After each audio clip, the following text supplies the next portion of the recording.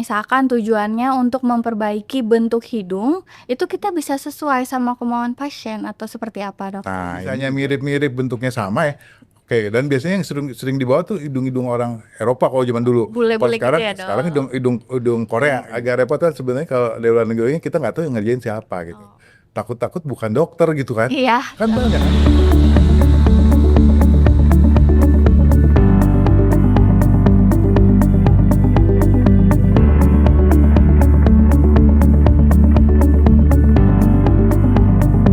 Halo Sobat Sehat RSCM, kita jumpa lagi di acara podcast RSCM di mana kita membahas mengenai masalah kesehatan dan solusinya. Kali ini bersama saya, Dr. Ingrid, kita akan membahas tuntas mengenai operasi hidung atau rinoplasti dengan narasumber kita, dokter spesialis bedah plastik, Dr. Kristianinta Bangun, spesialis bedah plastik, rekonstruksi estetik, subspesialis kraniomaksilofacial konsultan. Kita sapa dulu untuk narasumber kita. Hai Dokter Krista. Hai Dr. Ingrid. Apa kabar, Dok? Baik, alhamdulillah sehat. Kita sekarang mau membicarakan mengenai operasi hidung nih, Dok. Soalnya banyak orang yang berpikir operasi hidung itu selalu terkait dengan upaya mempercantik diri. Padahal kan ada juga yang dilakukan karena ada indikasi medisnya kan, Dok. Misalkan seperti gangguan pernafasan atau cedera. Sebenarnya apa sih, Dok, yang dimaksud dengan rinoplasti atau operasi hidung itu? Baik, terima kasih untuk pertanyaan Dr. Ingrid. Jadi rinoplasti atau bahasa Indonesianya operasi hidung itu sebenarnya adalah segala macam operasi yang dilakukan untuk memperbaiki bentuk hidung, ukuran dalam hal ini, dan juga gangguan fungsional. Jadi gangguan fungsional, jadi bentuk dan fungsional. Jadi dalam hal ini bisa dibagi menjadi dua, yaitu secara estetik dan fungsional. Jadi apa yang disampaikan oleh Dr. Ingrid tidak sepenuhnya salah, tapi juga tidak kurang tepat betul. Jadi antara fungsional dan estetik dua-duanya itu dimaksud dalam dikatakan satu kelompok sebagai rinoplasti. Kapan sebaiknya seseorang itu berhak untuk mempertimbangkan operasi hidung? Oke, baik. Jadi kalau sifatnya fungsional, maka itu bisa dikerjakan kapan saja gangguan itu mulai dialami gitu ya. Tapi kalau untuk yang bentuk atau ukuran itu sebaiknya dikerjakan pada saat pertumbuhan sudah selesai, umur 17 sampai 18 tahun. Kalau wanita 17 tahun, laki-laki 18 tahun, di mana bentuk tubuhnya udah nggak berubah lagi, bentuk hidung nggak berubah lagi. Nah itu ideal, itu tadi yang saya katakan adalah untuk estetik terutama. Kalau fungsional, tentu kalau misalnya ada gangguan bernapas, ada bagian dalam hidung yang membesar dan sebagainya, itu bisa dikerjakan ketika ada keluhan.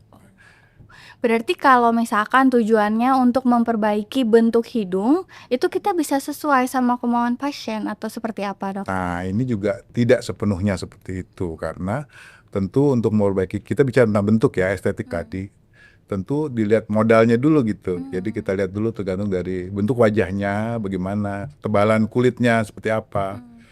Kemudian di hidung itu ada tulang dan juga ada tulang rawan. Nah, itu sebagaimana kedudukan bentuk tulang rawannya juga dipertimbangkan. Jadi nggak bisa sesuai dengan keinginan pasien. Jadi misalnya pasien yang sering terjadi dalam praktek sehari-hari adalah pasien datang bawa foto gitu. Saya mau seperti ini hidungnya. Wah, itu susah sekali gitu. Kalau misalnya mirip-mirip bentuknya sama ya. Oke, dan biasanya yang sering dibawa tuh hidung-hidung orang Eropa kalau zaman dulu. Kalau Bule-bule gitu ya, sekarang Dok? hidung Korea gitu ya. Nah, itu agak susah. Nah, jadi itu tergantung dari banyak hal tersebut. Dan juga yang penting adalah buat seorang dokter yang mengerjakan operasi hidung, dalam hal ini dokter bedah plastik ya, karena saya seorang bedah plastik, adalah tentu yang penting adalah proporsional. Jadi harus membuat lebih harmonis gitu loh. Di wajahnya merupakan satu kesatuan, hidungnya kecil gitu, Kecil. tapi sesuai dengan wajahnya. Jadi kelihatannya enak untuk dilihat. Jadi cantik gitu ya, Ya, Dok ya? jadi harmoninya yang lebih diutamakan. Begitu, Dok. Kalau mungkin pada penasaran nih, Dok, atau dokter bisa jelaskan mengenai gimana sih langkah-langkah operasi hidung secara sederhana aja mungkin, Dok? Oke, baik. Langkah pertama yang paling penting adalah konsultasi dulu. Jadi pasien harus berkonsultasi dulu ke dokternya. Dan biasanya menurut saya itu nggak cukup sekali, minimal ya 2-3 kali lah gitu. Jadi pasien mengungkapkan apa yang diinginkan. Jadi bagian, kan hidung kita ada bagian batang hidung, ada cuping hidung, ada lubang hidung, ada banyak ya. Ini kita bicara bentuk ya. Nah, bagian mana yang menjadi keluhan gitu. Apakah perlu diubah semuanya atau ada sebagian kecil aja gitu.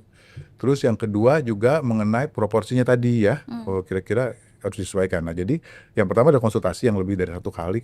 Kemudian setelah itu dibicarakan, dokternya mengatakan saya akan memperbaiki ini, pasien cocok atau enggak. Nah kalau cocok, oke kita jalan. Nah kita persiapan untuk operasi. Seperti umumnya operasi, maka perlu pemeriksaan dulu supaya pasiennya siap menjalani operasi. Jadi biasanya yang paling standar adalah dilihat riwayat dulu, riwayat penyakitnya. Mungkin ada pasiennya punya darah tinggi, sakit gula, dan mungkin nanti penyembuhan lukanya lama. Nah kemudian juga kita cek darahnya, bagaimana pembukaan darahnya dan sebagainya lah. Pokoknya ada pemeriksaan Lengkap laboratorium. gitu ya, Dok? Ya nggak lengkap-lengkap juga, karena sebagian dari operasi perbaikan hidung ini sebagian besar malah dilakukan dalam bis lokal gitu ya. Bisa Ya, bis bis lokal, nggak semuanya bis umum. Jadi kalau Hmm. bis lokal ya tetap, tapi harus diperiksa karena standarnya seperti itu. Nah kemudian jika itu sudah selesai, hasilnya baik, maka dilakukanlah operasi. Pasien masuk ke dalam kamar operasi. Nah kamar operasi itu langkah-langkahnya adalah yang pertama tentu harus steril ya, steril jadi aseptis antiseptis namanya kalau kita di dokter. Bersihkan dulu supaya tidak ada infeksi, nanti diperkecil ke minimalisasi, kemudian dibuat desain. Nah biasanya dibuat sayatan. Biasanya kalau yang rinoplasti atau operasi hidung itu untuk perubahan bentuk dibagi menjadi 2, ada yang open rinoplasti, ada yang close rinoplasti. Kalau yang open berarti dibuka semua hidungnya, dibuat sayatan di namanya ini kolumella. Di bagian tengah ada sayatan kecil untuk bisa dibuka semua ke dalam hidung, sehingga dokter bisa melihat ke dalam, bisa melihat tulang rawannya, bisa melihat tulangnya. Kemudian kira-kira kalau dia mau dibuang ya dibuang, kalau dia mau dibentuk, ada yang diubah bentuknya menjadi lebih tajam atau semua begitu. Atau kalau mau ditambah, seringkali juga bisa ditambah bisa pakai berbagai macam, bisa dari tubuh pasien sendiri, misalnya dari iga atau dari tulang rawan telinga, atau dari bahan-bahan di luar seperti silikon padat dan sebagainya bisa ditambahkan ke dalam. Itu akan ditambahkan dari open tadi. Nah kemudian kalau open tentu ada bekas luka nanti di bawah, karena itu akan disayat oleh dokternya, kemudian dijahit tentunya. Dan ada juga yang close, yang kedua adalah yang harus close atau tutup. Jadi sayatannya tidak melewati kolumella, tapi di kiri kanan lubang hidung bagian dalam. Di dalam ya, Dok? Jadi tidak terlihat bekasnya. Nah, ke belakangnya kan bekasnya di dalam sekali gitu. Jadi dibuat dari sana. Prosedurnya juga sama yang dikerjakan, cuman mungkin lebih terbatas ya. Lebih terbatas perubahan yang bisa dikerjakan, tapi tetap bisa dikerjakan. Nah kemudian sebelum disayat tadi injeksi dulu. Atau dibius tidur boleh, atau kalau nggak dibius diinjeksi anestesi lokal, biasanya sekitar hidung itu sakit sedikit awalnya aja, tapi setelah itu pasien akan merasa kebas, jadi nggak terasa. Dokter bekerja dengan baik, kemudian ada darah-darah sedikit nanti pada saat menginjeksi larutan untuk analgetik tadi yang supaya nggak sakit. Itu juga dibuat supaya darahnya juga jadi sedikit, jadi darah sedikit. Nah jadi dokter bisa bekerja dengan tenang. Nah kemudian setelah selesai dibuat sesuai dengan apa yang sudah direncanakan oleh dokter, lukanya ditutup, kemudian disalep, dan kadang-kadang ada beberapa tindakan yang perlu dipasang splint atau gips, atau perlu dibuat kalau ada sayatannya cukup lebar dari dalam hidung, bisa dilakukan pasang tampon hidung selama 1-2 hari. Nah kemudian setelah selesai semua tindakan selesai, pasien bisa keluar dari kamar operasi. Kira-kira gitu prosedurnya.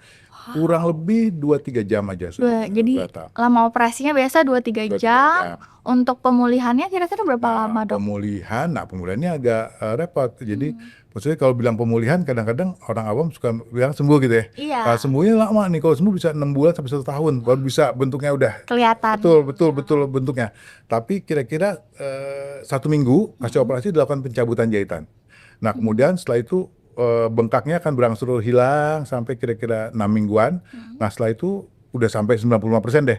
Nah untuk mencapai yang 5% sisa supaya 100% itu butuh waktu kira-kira bisa 6 bulan sampai 1 tahun, sampai betul-betul baik, betul-betul struktur. Jadi kalau misalnya kita pasang sesuatu benda di dalam untuk menambah tinggi misalnya, itu udah betul-betul menyatu dengan jaringan sekitar itu sekitar 6 bulan sampai 1 tahun. 6 bulan sampai 1 tahun.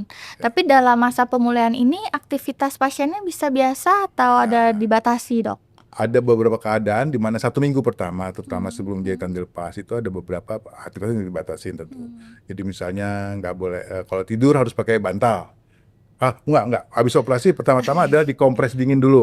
Kompres dingin dulu supaya perdarahannya nggak terlalu banyak untuk 2 hari. Nah kemudian setelah itu pasien tidur sebaiknya pakai bantal yang tinggi supaya posisi hidung lebih tinggi dari jantung, sehingga kalau ada bengkak bakal lebih cepat turun.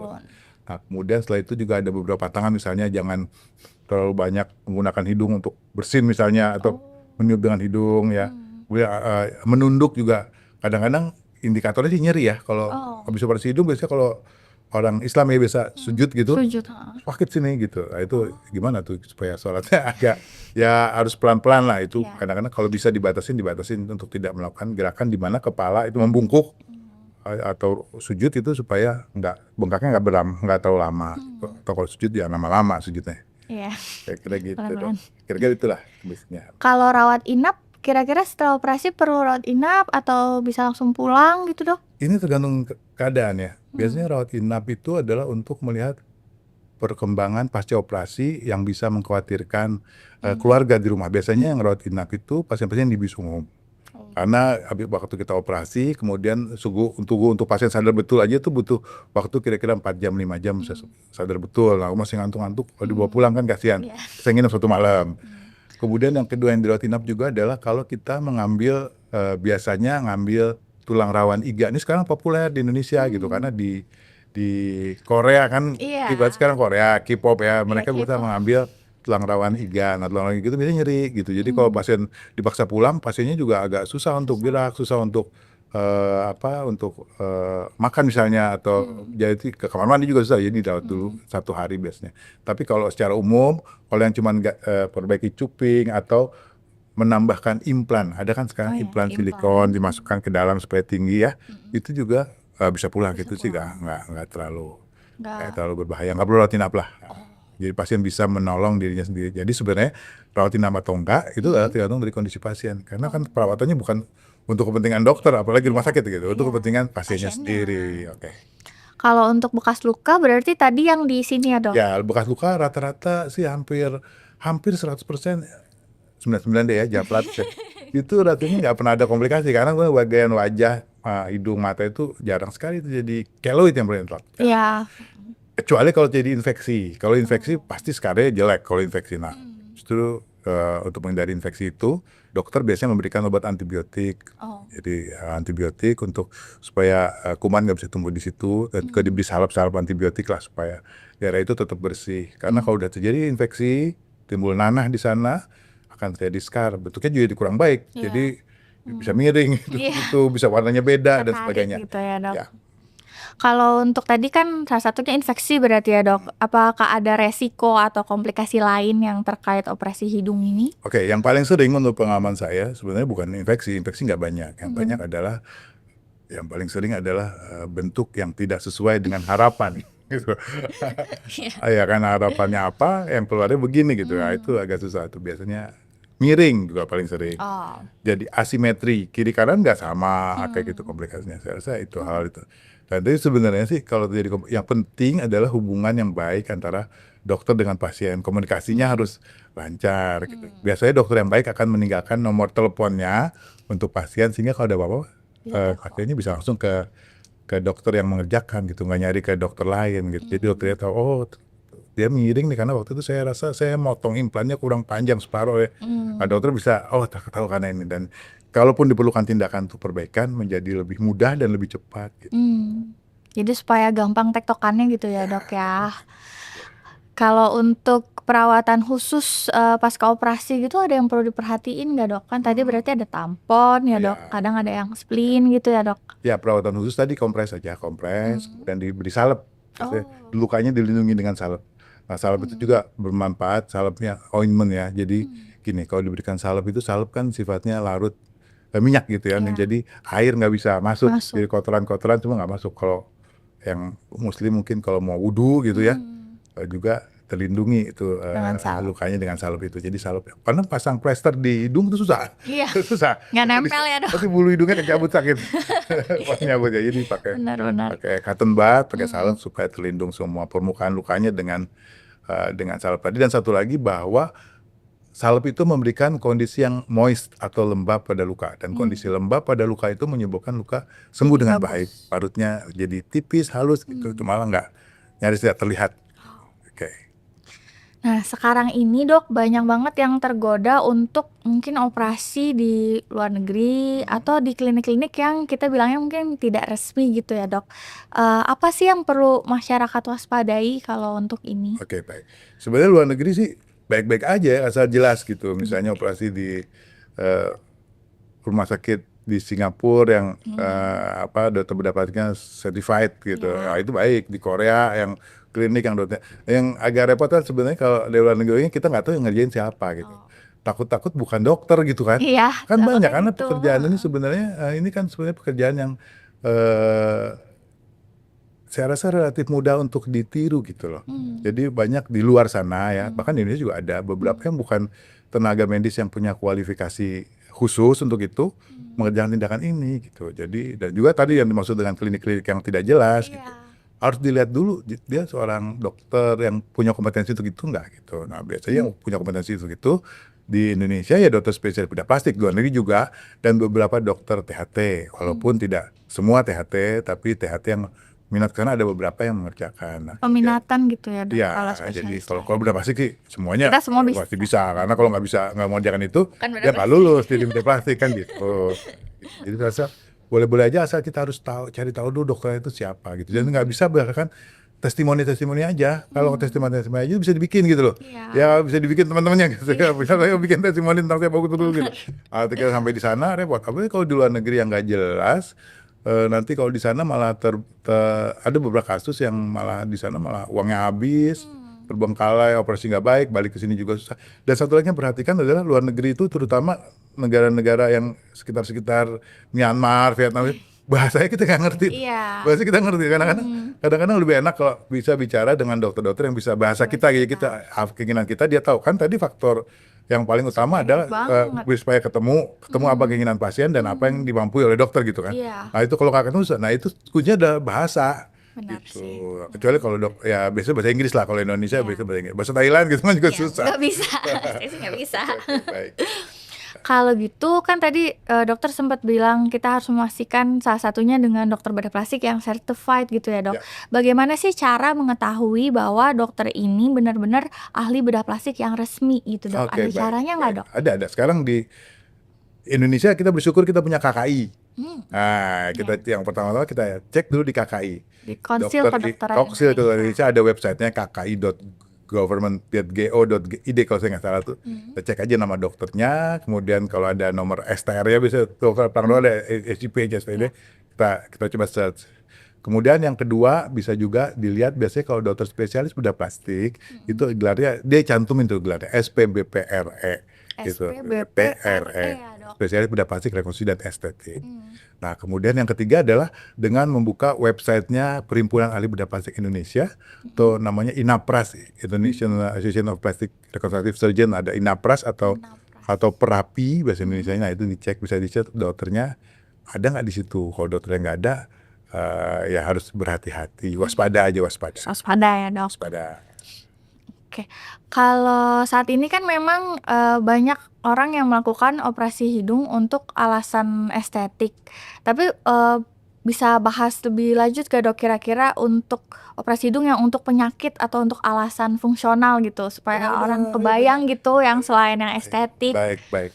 Nah, kalau saya kebetulan saya bedah plastik yang spesialisnya di bidang cleft craniofacial. Jadi saya melayani pasien-pasien dengan kelainan sumbing bibir dan langit tuh. Biasanya pasien-pasien sumbing, anak-anak dengan sumbing bibir dan langit itu, saya juga dengan kelainan hidung. Hidungnya rata-rata asimetri gitu, karena pada bibir sumbing kan tulangnya nggak terbentuk tuh di bagian yang sumbingnya itu, sehingga dasar hidungnya nggak ada gitu.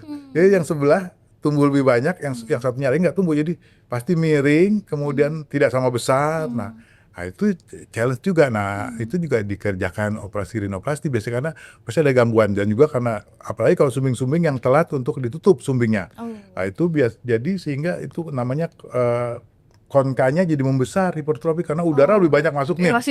Jadi lebih besar, jadi ketika ditutup dia jadi mampet hidungnya. Nah, itu harus kerjasama multidisiplin untuk memperbaiki itu gitu. Jadi untuk anak-anak dengan kelainan sumbing, operasi hidungnya bisa dibagi menjadi dua yang sekarang ya.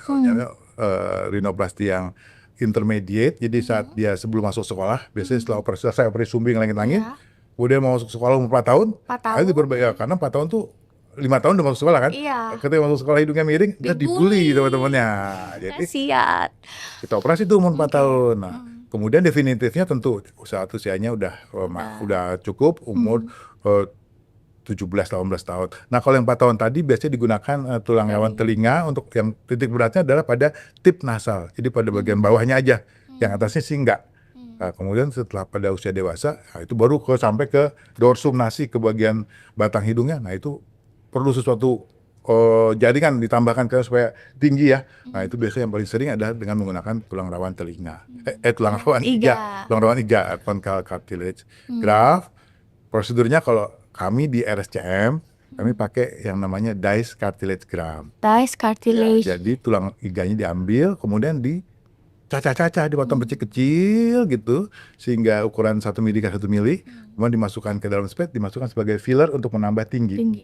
Nah itu dikerjakan juga beberapa klinik estetik juga, itu baik, untuk estetik juga bagus itu kerja, jadi kelihatan tinggi. Nah kemudian dilakukan perbaikan pada tipnya, pada bagian cuping hidungnya, dan hidungnya yang tadinya pendek jadi panjangnya miring sebelah, jadi disamain gitu. Kalau selain daripada suping dok, apakah ada indikasi lain seperti misalkan polip atau pasiennya sering mimisan gitu kan? Oh ya itu bisa, itu juga bisa disebut sebagai rinoplasti. Itu bukan ke bentuk ya, lebih ke fungsional. Dan biasanya yang lebih banyak mengerjakan itu sejawat kami dari bagian THT. THT yang lebih mengerjakan itu untuk usaha lakukan turbinektomi bisa, atau dia segala macam. Atau polip. Septorinoplasti ya, kami juga mengerjakan septorinoplasti, septalnya diperbaiki kedudukan bentuknya, arahnya dan sebagainya gitu. Sebagai penutup, apakah dokter ada pesan untuk masyarakat secara umum yang akan melakukan operasi hidung gitu dok? Oke, baik. Untuk masyarakat yang akan melakukan operasi hidung, saran saya adalah lakukanlah itu dengan dokter yang certified. Jadi kalau di Indonesia, sobat sehat semua bisa mengecek dokter tersebut terdaftar tidak di KKI gitu. Apakah yang bersangkutan memiliki kewenangan klinis untuk mengerjakan tindakan tersebut. Dan kalau menurut saya untuk saat ini, untuk operasi-operasi hidung nggak perlu jauh-jauh ke luar negeri. Di Indonesia aja bisa mengerjakan dengan kualitas yang baik, dan kalau perlu harga juga kita bisa sama baiknya. Bisa bersaing. Bisa bersaing. Oke, baik, terima kasih. Itu aja dari saya. Makasih banyak Dr. Krista. Demikian bincang-bincang kita bersama narasumber kita hari ini. Kami berharap informasi ini jangan berhenti di Anda. Silahkan teruskan ke keluarga, kerabat, dan sobat-sobat sehat semua. Sampai jumpa di podcast yang berikutnya. Bye.